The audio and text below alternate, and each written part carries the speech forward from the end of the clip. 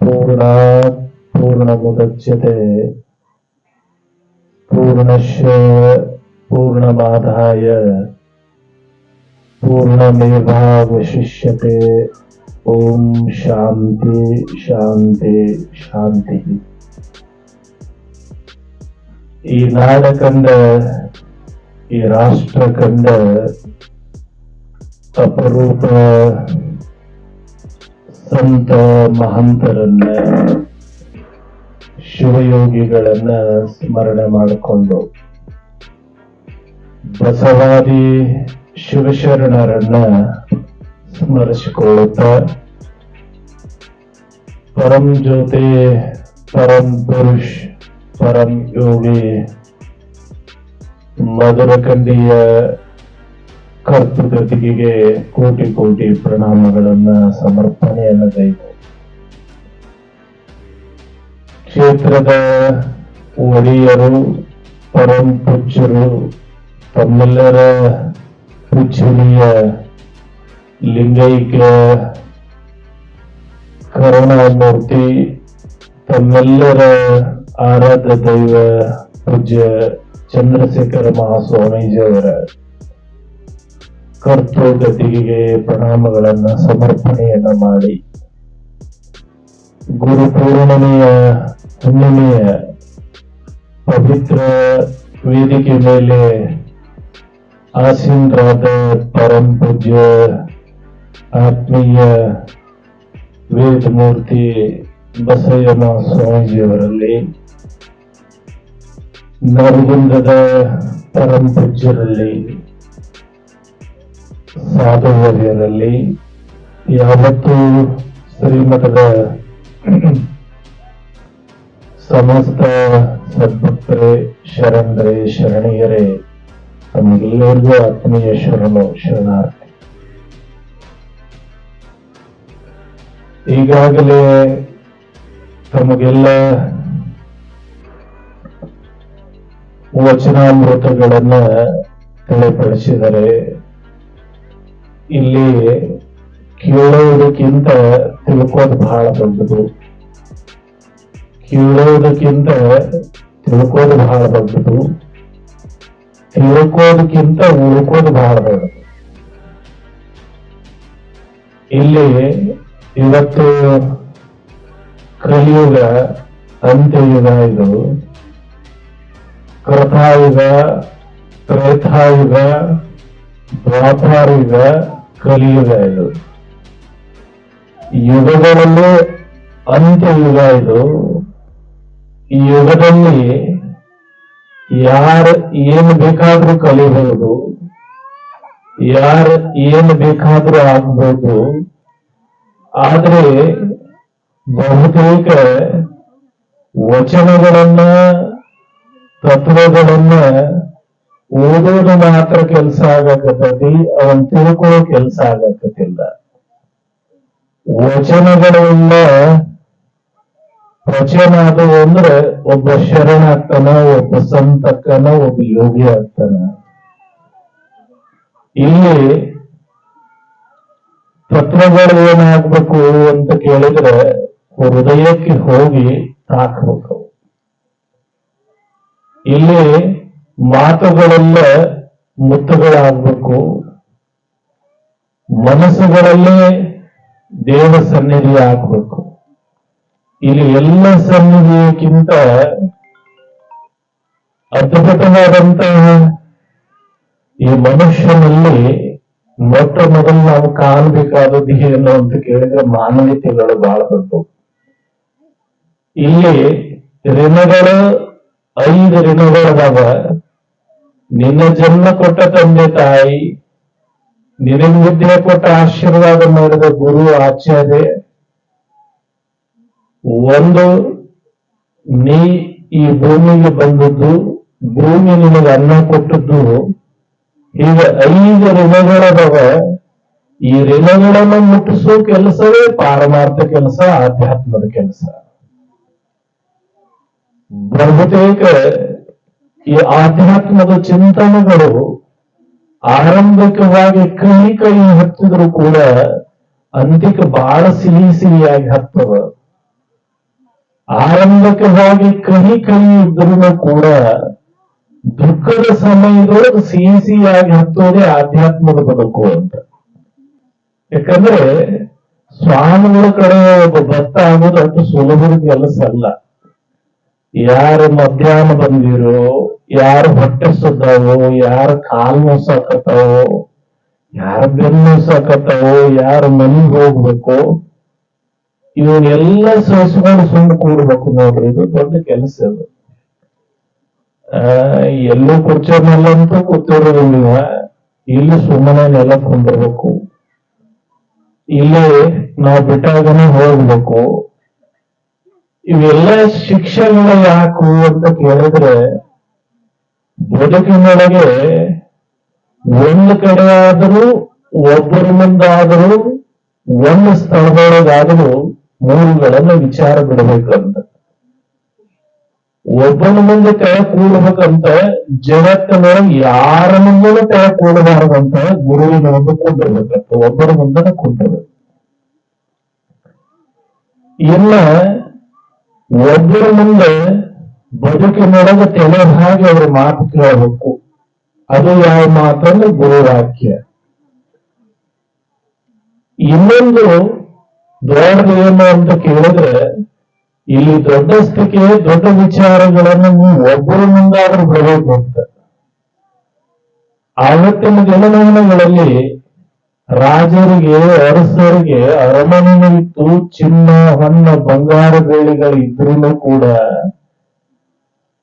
ಸಾವಿರ ಸಾವಿರ ಕುದುರೆಗಳಿದ್ರು, ಲಕ್ಷ ಗಂಟ್ಲೆ ಶೈನ ಇದ್ರು, ಟನ್ ಗಂಟ್ಲೆ ಬಂಗಾರ ಇದ್ರು ಅರಸರಿಗೂ ಅರಸಿಯವರಿಗೂ ಕಡಿಮೆ ಇಲ್ಲ, ಸೇವಕರಿಗೂ ಕಡಿಮೆ ಇಲ್ಲ.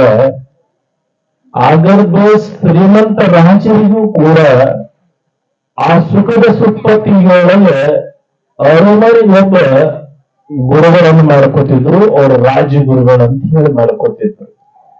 ಅವ್ರಿಗೇನು ಅವಶ್ಯಕತೆ ಇರಾಕಿಲ್ಲ.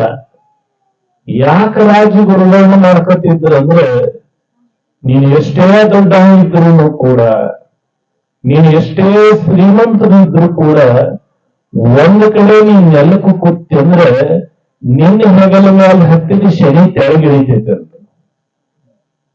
ನೆಲಕ್ಕೆ ಕುಂದ್ರದನ್ನ ಶನಿ ಇಳಿತೈತಿ ಅನ್ನೋದು ಸತ್ಯ. ನೀವು ಇದು ಪುರಾಣದ ಹೇಳಂಗಿಲ್ಲ ನೀವು, ಯಾಕಂದ್ರೆ ವೈಜ್ಞಾನಿಕವಾಗಿ ಹೇಳಬೇಕು ನಿಮಗೆ. ನೆಲಕ್ಕೆ ಕುಂದ್ರದಿಂದ ಶನಿ ಇಳಿತೈತಿ ಅಂದ್ರೆ, ಶನಿ ಅಂದ್ರೆ ರೂಪನೂ ಇಲ್ಲ, ನಿಮ್ಮ ದುರ್ಗುಣವೇ ದೊಡ್ಡ ಶನಿ, ನಿಮ್ಮ ಸದ್ಗುಣವೇ ಒಂದು ದೊಡ್ಡ ದೇವ ತತ್ವ. ದೈವಿ ತತ್ವ ಆಗಲಿ, ದೇವ ತತ್ವ ಆಗಲಿ, ದೈವ ತತ್ವ ಆಗಲಿ, ಎರಡೂ ಎಲ್ಲಿಲ್ಲ, ನಮ್ಮ ಜೊತೆಗೇನೆ ಇರ್ತಾವೆ. ನಾವು ಅಹಂಕಾರದಿಂದ ಮೆರೆದಾಡಕತ್ತು ಅಂದ್ರೆ ದೇವರು ಸುಡುಗಾಡಾಗಿರೋದಿಲ್ಲ, ನಮ್ಮ ಮನಸ್ಸ ದೊಡ್ಡ ಸುಡುಗಾಡಾಗಿರುತ್ತದೆ. ನಮ್ಮ ಮನಸ್ಸಿನೊಳಗೆ ಒಳ್ಳೆ ವಿಚಾರ ಬರಾಕತ್ತು ಅಂದ್ರೆ ಕಾಶಿ, ಕನ್ಯಾಕುಮಾರಿ, ಹರಿದ್ವಾರ ಎಲ್ಲಿ ಇರೋದಿಲ್ಲ, ಒಳ್ಳೆ ವಿಚಾರ ಎಲ್ಲಿ ಇರ್ತಾವ ಆ ತೀರ್ಥಗಳು ನಿಮ್ಮ ಮನಸ್ಸಿನೊಳಗೆ ಇರ್ತಾವ. ಹಾಗಾಗಿದ್ದು ಈ ಶನಿ, ರಾಹು, ಕೇತುಗಳು ಹೆಗಲು ಏರಿದಾಗ ಒಬ್ಬ ಗುರುವಿನ ಮುಂದೆ ನಿನಗೆ ಒಲ್ಲಾಗೈತಂದ್ರೂ ನೆಲಕ್ಕೆ ಕೊಂಡೋದಾಗಲಿ, ನಿನಗೆ ಸುಮಾರಾಕತ್ತಂದ್ರೂ ಹಣೆ ಹಚ್ಚಿ ಗುರುವಿನ ನಮಸ್ಕಾರ ಮಾಡೋದಾಗ್ಲಿ, ನಿನಗೆ ಗೊತ್ತಿಲ್ಲದಂಗೆ ನಿಮ್ಮ ಒಳಗಿನ ಅಹಂಕಾರ ಸೊಕ್ಕ ಇಳಿದು ಹೋಗ್ಬಿಟ್ಟಿರ್ತದೆ. ಇಲ್ಲದೊಂದು ನಾ ತೆಳಗೆ ಕೂತೈತಿ ಇವಾಗ ನೋಡ್ದಕ್ ಹೇಳಿ ಅಸಹ್ಯ ಮಾಡ್ಕೊಕತ್ತೆ ಅಂದ್ರೆ ಶನಿ ಇನ್ನೂ ಹೆಗಲ ಮೇಲೆ ಅದಾನ ಇಟ್ಬೇಕು. ಹಾಗಾಗಿದ್ದು ಗುರುಪೂರ್ಣಿಮೆಯ ಅಂತಂದಾಗ ಇಲ್ಲಿ ಈ ಕಲಿಯುಗದಲ್ಲಿ ಎಲ್ಲವೂ ಉಂಟು, ಏನೂ ಇಲ್ಲ ಅಂತ. ಅರಿಯೋರಿಗೆ ಎಲ್ಲವೂ ಇದೆ, ಅರಿಯೋರಿಗೆ ಏನೂ ಇಲ್ಲ ಅಂತ. ಇಲ್ಲಿ ಎಲ್ಲವೂ ಶೂನ್ಯವಾಗಿದೆ, ಎಲ್ಲವೂ ಕ್ಷಣಿಕವಾಗಿದೆ, ಇಲ್ಲಿ ಎಲ್ಲವೂ ನಾಶ ಆಗಿ ಹೋಗುವುದು. ಇಲ್ಲಿ ಸತ್ಯವೂ ಇಲ್ಲ, ಸುಳ್ಳನೂ ಇಲ್ಲ, ಧರ್ಮನೂ ಇಲ್ಲ, ಅಧರ್ಮನೂ ಇಲ್ಲ. ಇಲ್ಲಿ ನಾನು ಇಲ್ಲ, ಇಲ್ಲಿ ನೀನು ಇಲ್ಲ, ಇಲ್ಲಿ ಯಾರು ಇಲ್ಲ, ಯಾರ್ಯಾರು ಇಲ್ಲ. ಕಟ್ಟ ಕಡೆಗೆ ಬಯಲೊಳಗೆ ಬಯಲನ್ನು ಬಿತ್ತಿ, ಬಯಲನ್ನು ಬೆಳೆದು, ಬಯಲನ್ನೊಂದು ಬಯಲು ಬಯಲಾದ ಗುಹೇಶ್ವರ ಅಂತ ಹೇಳಿ ಬಹಳ ಚಂದ ಹೇಳ್ಕೊಂಡು ಬಂದ್ರು. ಬಹುತೇಕ ಗುರುತತ್ವ ಅನ್ನೋದು ಎಷ್ಟು ಅದ್ಭುತ ಅಂದ್ರೆ ನಮಗ್ ಪ್ರವಚನದ ಹೇಳಕ್ ಬರೋದಿಲ್ಲ, ಸುಮ್ಮನೆ ಯಾವ್ದಾರ ನೆನಪಿದ್ದು ಪವಾಡ ಹೇಳ್ತೀವಿ. ಒಂದ್ 2-3 ತಿಂಗಳ ಹಿಂದೆ ನಮ್ ರಂಗಪ್ಪದ ಕುರ್ಚಿ ಹಾಕಿ ಕೊಟ್ಟಿದ್ರು, ಕೂತಿದ್ದೆ ಅಲ್ಲಿ. ಆ ಕಡೆಯಿಂದ ಒಂದ್ ಹೊರಗ್ ಬಂದ, ಯಪ್ಪ ನನ್ ಮ್ಯಾಲ ಹಲ್ಲು ಬಿದ್ದೈತಿ ಅಂದವ. ಯಾಕೋ ಅಂತ ಕೇಳಿ, ಯಪ್ಪ ಹಲ್ಲು ಬಿದ್ದೈತಿ ಹೆಂಗ್ ಮಾಡ್ಲಿ ಅಂತ. ಹಲ್ಲಿ ಟೈಮ್ ಚಲೋ ಐತಪ್ಪ ಅಂದೇನ. ಇಲ್ರಿಪ್ಪ ಹಲ್ಲಿ ಎಡಕ್ ಬಿದ್ರೆ ಏನೋ ಆಕತ್ತಂತ, ಬಲಕ್ ಬಿದ್ರೆ ಏನೋ ಆಕತ್ತಂತ, ನೀವ್ ನೋಡ್ರೆ ಹಲ್ಲಿ ಟೈಮ್ ಚಲೋ ಐತಲ್ಲ ಅಂದ್ರ. ನಾ ಅಂದೆ ಹಲ್ಲಿ ನಿನ್ ಮ್ಯಾಲ ಬಿದ್ದೈತಿ ಚಲೋ, ಏನೂ ಆಗಿಲ್ಲ. ನೀ ಎಲ್ಲಾರು ಹಲ್ಲಿ ಮ್ಯಾಲ ಬಿದ್ದಿದ್ದೆ ಅಂದ್ರ ಅದ್ರ ಬಾಳೆ ಏನಾಕಿತ್ತು ಅಂದ್ರೆ, ನೀವು ಅಂದ್ರೆ ಹೊತ್ತಿಗೆ ತಗೊಂಡು ಹೇಳೋದಿಲ್ಲ ಎಂದ್ರಪ್ಪ, ಇದೇ ದೊಡ್ಡ ಹೊತ್ತಿಗೆ ಹೋಗೋ ಹುಚ್ಚ. ಇನ್ನೂ ಜನಗಳಿಗೆ ಹೊತ್ತಿಗೆ ಪುಸ್ತಕನ ಬಿಟ್ಟಿಲ್ಲ. ಮೊನ್ನೆ ಈಗ ನಮ್ಗೆ ಆತನಾಡ್ದಾಗ ಅವ್ರ ಹೆಸರು ಗೊತ್ತಿಲ್ಲ, ರಂಗಪ್ಪಗ ಇವ್ರಿಗೆ ಯಾರಿಗೂ ಗೊತ್ತ. ಅವ್ನ ಹುಡುಗ ಬಂದ, ಯಪ್ಪ ಮನೆ ಕಟ್ಟಿವ ಯಪ್ಪ, ನಾ ಮನ್ಯಾಗ ಬಳಿ ಹೋಗತ್ತಪ್ಪ ಅಂದ್ರೆ ಬಾಳ ಚಲೋ ಆತ್ ಹೋಗ್ಲಿ, ಬಳಿ ಹೋಗತ್ತಂದ್ರೆ ಚಲೋ. ಅವಂದ್ರೆ ಬೆಳೆ ಹೊಕ್ಕರು ಕೇಳಾಕತ್ರಿ ಅಂತ ಹೇಳಿ ನೀವು ಚಲೋ ಆಕತಿ ಅಂದ್ರೆ, ಚಲೋ ಆಕತಿ ಅಂದ್ರೆ ಚಲೋ ಆಕತಿ, ಚಲೋ ಹೋಗಲು ಚಲೋ ಆಗಲು ಹೋಗಲೇ ಅಂದಾಗ ಚಲೋ ಆಕತಿ ಅಂದ್ರೆ ಚಲೋ ಆಕತಿ ಹೋಗೋದು. 2 ದಿವಸ ಬಿಟ್ಟು ಬಂದೆ, ಯಪ್ಪ ನಮ್ದು ಆರ್ಮಿ ಸೆಲೆಕ್ಷನ್ ಆತ, ಅವನಾಕ್ ಬರೋಕ್ ಆಗ್ಲಿ. ಹೆಸರು ಏನಪ್ಪ, ಕೊಕಟ್ನೂರ್ ಅಂತ ಅವನ ಹೆಸರು ನನಗೂ ಗೊತ್ತಿರ್ಲಿಲ್ಲ, ಯಾಕಂದ್ರೆ ಒಂದು ಮಾತ್ರ ಸುದ್ದಿ ಅವನಲ್ಲವ. ಇಲ್ಲಿ ಅರ್ಥ ಮಾಡ್ಕೋಬೇಕು ಏನು ಅಂತ ಕೇಳಿದ್ರೆ, ಯಾರ ಹೃದಯದೊಳಗೆ ಗುರುತತ್ವ ಭದ್ರವಾಗಿರುವುದಿಲ್ಲ, ಅಲ್ಲಿ ದುಷ್ಟ ತತ್ವಗಳಲ್ಲಿ ಸುಭದ್ರವಾಗಿ ನೆಲೆಸಿರ್ತಾವ ಅವ್ರ ಮನುಷ್ಯನೊಳಗೆ. ಯಾರ ಹೃದಯದೊಳಗೆ ಗುರು ಗದ್ದಿಗೆ ಇಲ್ಲ, ಅಲ್ಲಿ ದುಷ್ಟ ಶಕ್ತಿಗಳು ಅಲ್ಲಿ ತಾಂಡವಾಡ್ತಿರ್ತಾವ.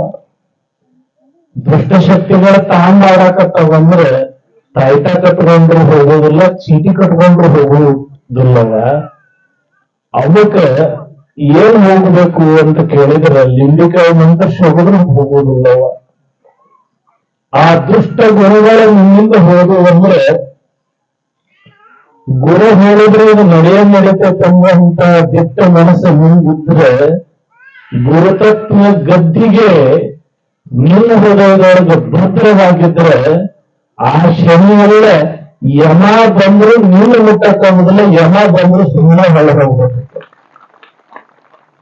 ಮತ್ತು ನಿನ್ನ ಮನಸ್ಸು ನೋಡಲು ಗುರುತತ್ವ ಅಲ್ಲಿ ಪಕ್ವವಾಗಿಲ್ಲ ಅಂದ್ರೆ, ಗುರುತತ್ವ ನಂಬಿಕೆ ಆಗಿಲ್ಲ ಅಂದ್ರೆ, ಇನ್ನೂ ನೀ ಗ್ರಹ ಕಾಡ್ತಾವು, ದೇವ್ ಕಾಡ್ತಾವು, ಅವು ಕಾಡ್ತಾವ ಅನ್ನೋ ಭಯ ನಿನಗಿದ್ರೆ ಗುರುತತ್ವ ಭದ್ರ ಆಗಿಲ್ಲ ಅಂತ ಅರ್ಥ.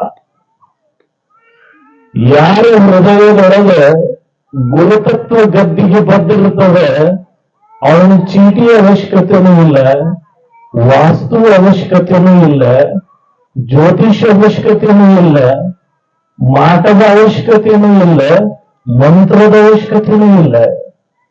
ಈ ಗುರುತತ್ವ ಭದ್ರವಾಗಲಿಕ್ಕೆ ಇವತ್ತು ಸುಭದ್ರ ದಿನ, ಇವತ್ತು ಸುಭದ್ರ ದಿನ, ಇವತ್ತು ಸುಭದ್ರ ದಿನ. ಮದರ್ಕಂಡಿ ಅಥೋರಿದ್ದಾಗ ಸಿಂಧೂರ ಹಾಳದೊಳಗೆ ಮಠ ಕಟ್ಕೊಂಡು ಓದಿದ್ರಂತೆ. ಅಲ್ಲೊಬ್ಬ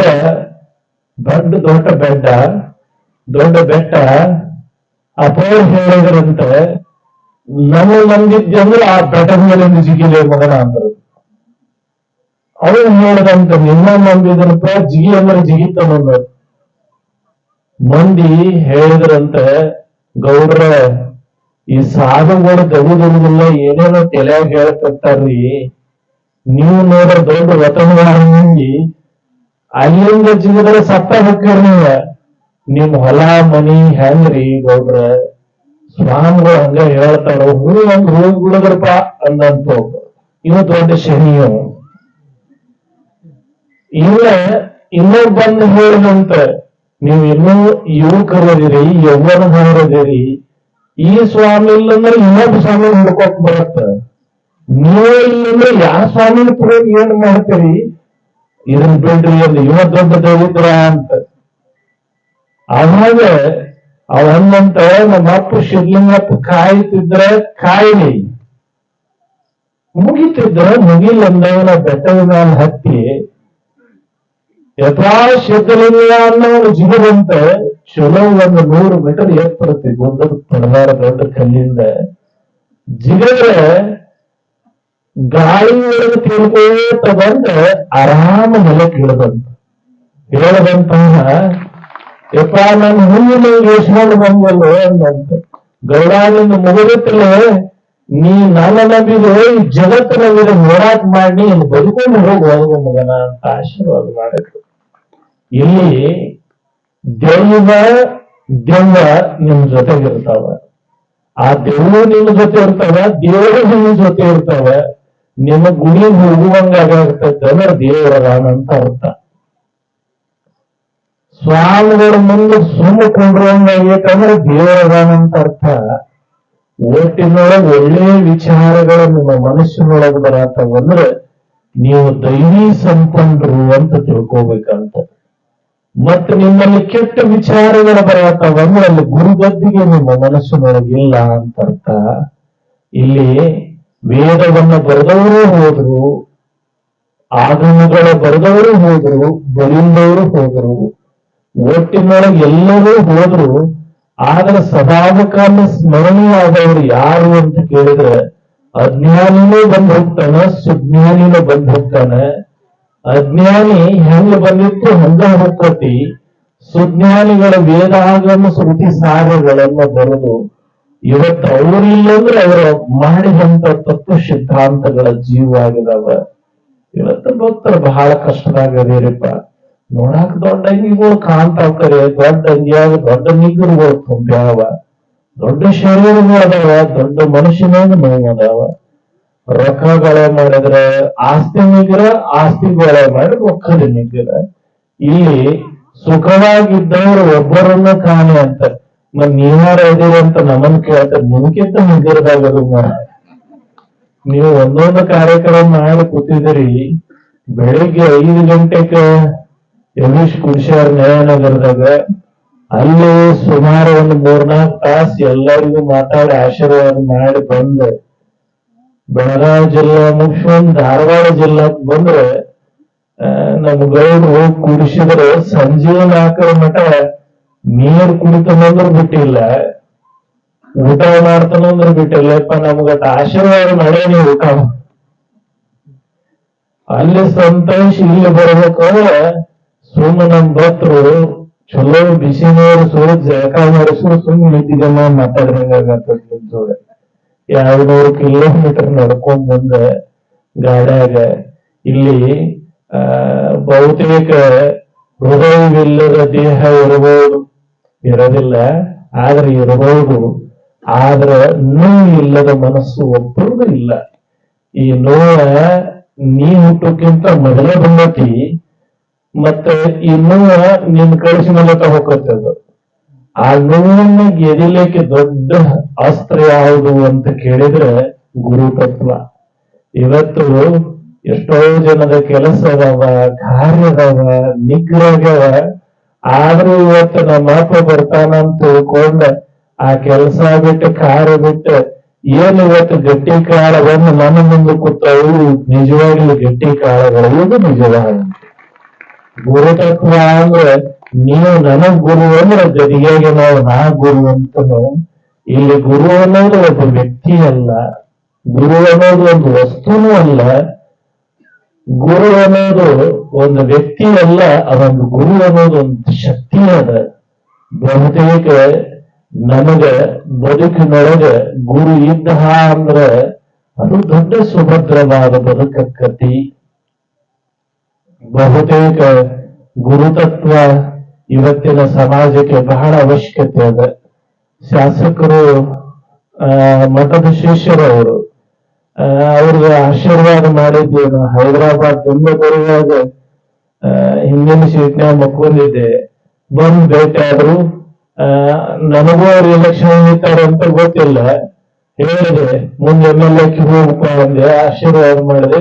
ಅದನ್ನ ಸುದ್ದಿ ಕೇಳಿ 7-8 ಮಂದಿ ಬಂದ್ರು. ಅವ್ರಿಗೂ MLA ನೋಡ್ರಿ, ಅವರು MLA ಆಗ್ಲೇ ಇಲ್ಲ.